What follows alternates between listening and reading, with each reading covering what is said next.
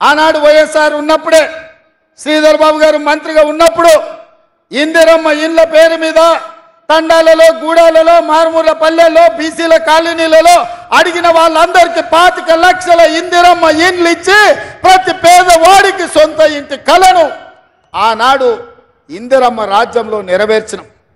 దానికి ప్రత్యక్ష సాక్షి వెడమ బొజ్జు. ఇందిరమ్మ ఇంట్లో ఉండే ఎడమ బొజ్జుకు ఖానాపూర్ నుంచి ఎమ్మెల్యే టికెట్ ఇచ్చి మీ ఆశీర్వాదంతో ఇవాళ ఇక్కడ ఎమ్మెల్యే నిలబడ్డాడు. అట్లాంటి ఇందిరమ్మ ఇండ్లు మేమిస్తే కేసీఆర్ వచ్చి డబుల్ బెడ్రూమ్ ఇండ్లు అన్నాడు. ఇందిరమ్మ ఇండ్లను డబ్బా ఇండ్లు వద్దు, డబుల్ బెడ్రూమ్ ఇండ్లు ముద్దు అన్నాడు. నేను ఈడ మా అక్కలు ఉన్నారు, మా చెల్లెళ్ళు, మా పెద్దమ్మలు కూడా ఉన్నారు. ఎవరికైనా మీకు డబుల్ బెడ్రూమ్ ఇండ్లు మీ గూడాలలో వచ్చినాయా? ఇక్కడున్న యువకులను అడుగుతున్న మీకు ఎవరికైనా డబుల్ బెడ్రూమ్ ఇండ్లు వచ్చినాయా?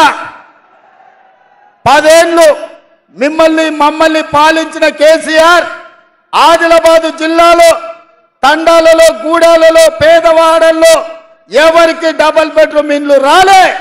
నువ్వు మాత్రం 10 ఎకరాలల్లా పెద్ద భవంతులు నిర్మించుకున్నావు, 1000 ఎకరాలల్లా ఫామ్ హౌజులు కట్టుకున్నావు. జన్వాడలో నీ కొడుకు 1000 కోట్లతోని ఫామ్ హౌస్ కట్టుకున్నాడు. ఈ తెలంగాణను దోసుకొని అప్పుడే ఈ ప్రాంత ప్రజలు మర్చిపోయిందని నువ్వు అనుకుంటున్నావా?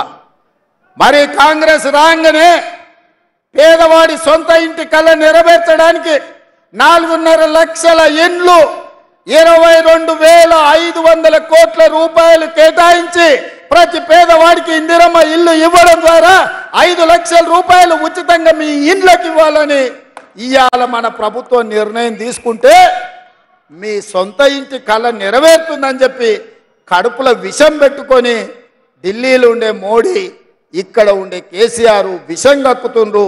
కాంగ్రెస్ను పడగొట్టండి, కాంగ్రెస్ను ఓడగొట్టండి అంటారు.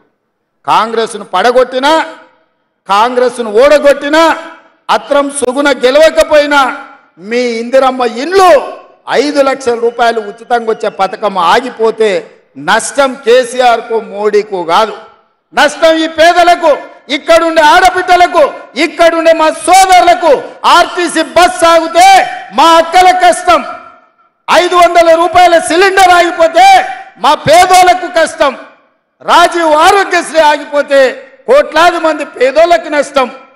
సొంత ఇంటిలో ఇంటి కరెంటు బిల్లు కట్టాల్సి వస్తే ఇంటికి 1000 రూపాయలు 2000 రూపాయలు ఇవాళ మీరు బిల్లు కట్టాల్సిన పరిస్థితి వస్తుంది.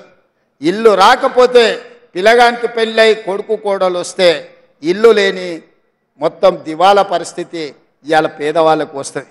అందుకే ఈరోజు 6 గ్యారంటీలలో 5 గ్యారంటీలు అమలు చేసిన ఇందిరమ్మ రాజ్యం మీద, కాంగ్రెస్ ప్రభుత్వం మీద ఢిల్లీలో ఉండే మోడీ, గల్లీలో ఉండే కేసీఆర్ కక్ష కట్టి మన ప్రభుత్వాన్ని, మన పార్టీని ఓడించాలనే ప్రయత్నం చేస్తున్నారు.